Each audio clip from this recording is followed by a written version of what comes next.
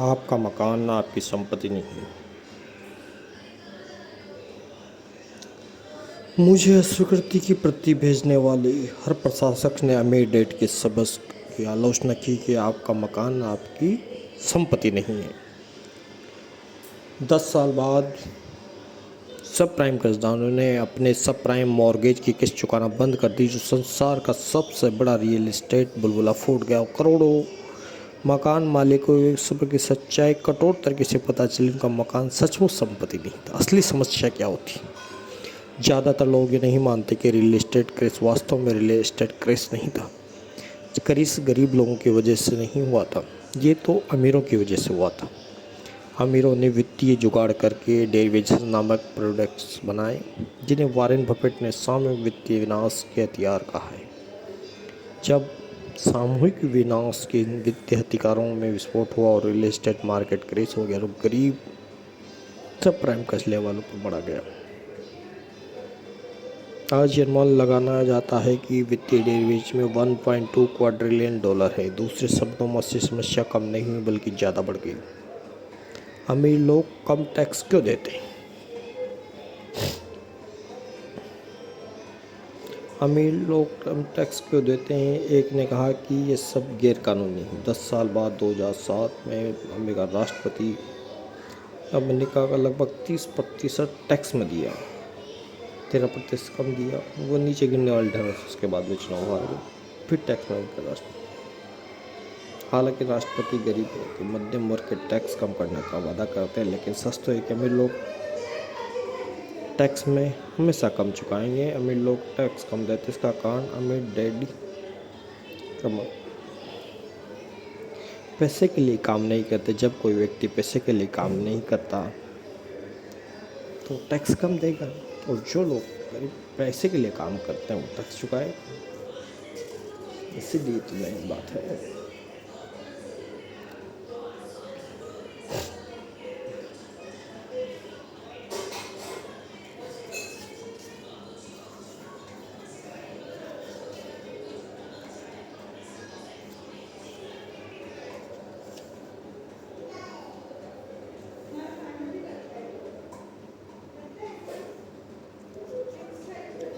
मेरे दिमाग की शक्ति हर दिन बढ़ती है क्योंकि मैं उसका व्यायाम करता हूँ। ये जितना ज़्यादा शक्तिशाली बनता है, मैं उससे ही ज़्यादा पैसे बनाता हूँ।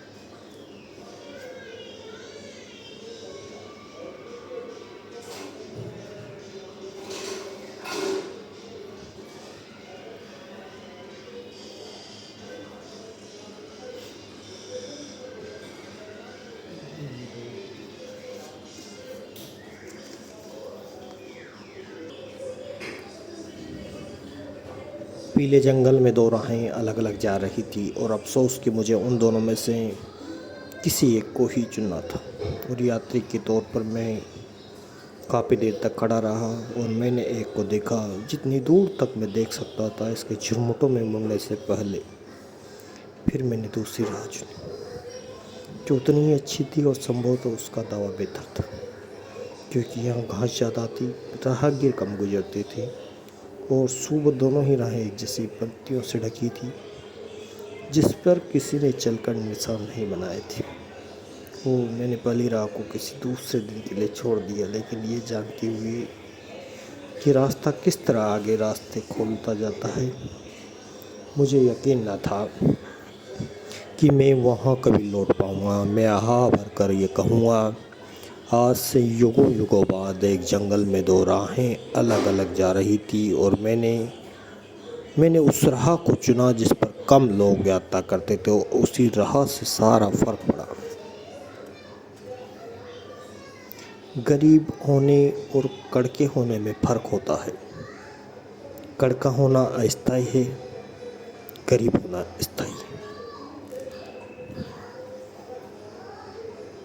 ये चाहते थे कि मैं मेहनत से पढूं, डिग्री हासिल करूं और पैसे कमाने के अच्छी नौकरी हासिल करूं।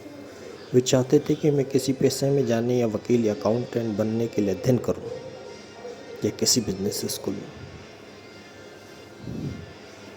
अमीर बनने के लिए अध्ययन करूं, ताकि मैं समझ लूं कि पैसा कैसे काम करता है, और एक सीख लूं कि उससे अपने लिए कैसे काम कराया जाए। मैं पैसे के लिए काम नहीं करता है शब्द पे बार बार दोहराते थे, पैसा मेरे लिए काम करता है।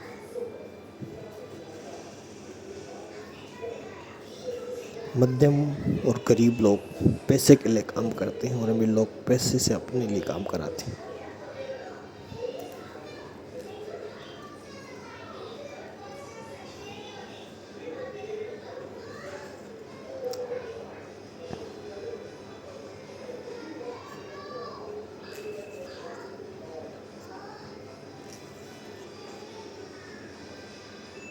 संसार ज़्यादा तेज़ी से बढ़ रहा है। शेयर बाजार के सौदे मिली सेकंडों में किए जा रहे हैं, सौदे मिनटों में।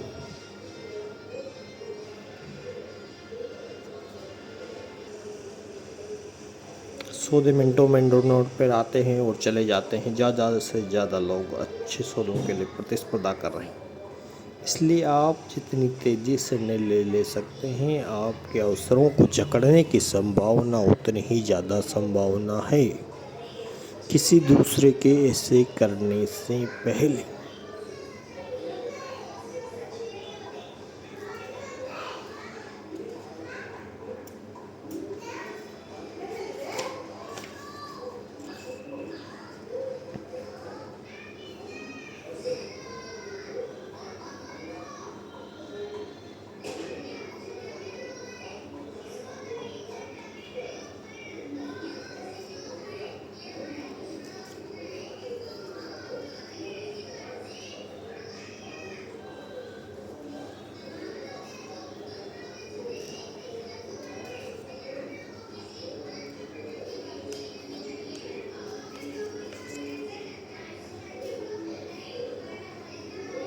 आज के जीवन नौकरियां मिलना ज़्यादा मुश्किल हो रहा है। रोबोट लाखों की तादाद में कर्मचारियों की जगह ले रहे हैं। कोशिश और गलती करके सीखना आज बहुत ज़्यादा महत्वपूर्ण है। पुस्तक से सीखना असल संसार से कम मूल्यवान साबित हो रहा है। अब कॉलेजों की शिक्षा किसी नौकरी की गारंटी नहीं देती।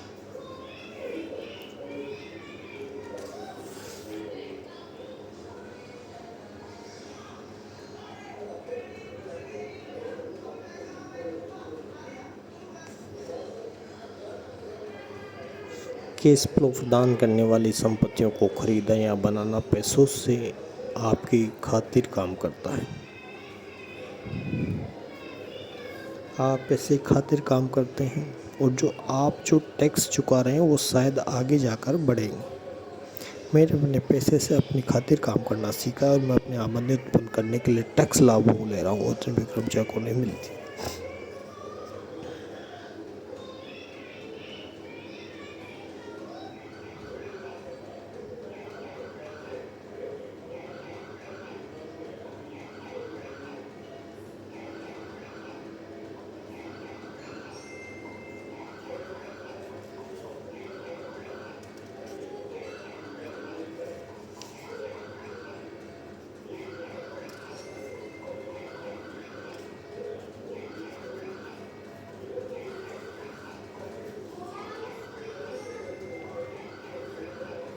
जब सरकार विस्तार करती है, उन्हें ज़्यादा पैसे की ज़रूरत पड़ती है तो उनके पास जाने के लिए एक ही जगह होती है, वो है मध्यम वर्ग। सरकार पेशेवर निवेशक और व्यवसाय मालिकों का पक्ष लेती है। कर्मचारी टैक्स चुकाते हैं, निवेशक और व्यवसाय मालिक बहुत कम टैक्स कानून का अच्छा इस्तेमाल करते हैं, अर्थव्यवस्था को सशक्त बनाने के साधन के रूप में।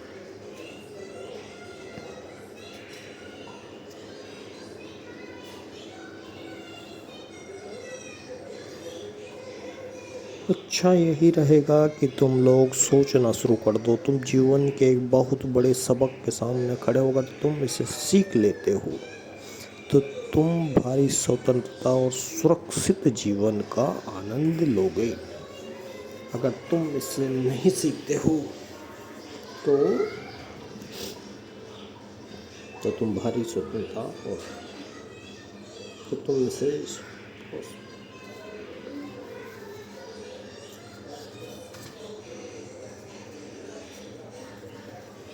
जिंदगी लोगों की ज़िंदगी में दो ही चीज़ें हारी रहती है, वो है डर और लोभ। डर और लोभ।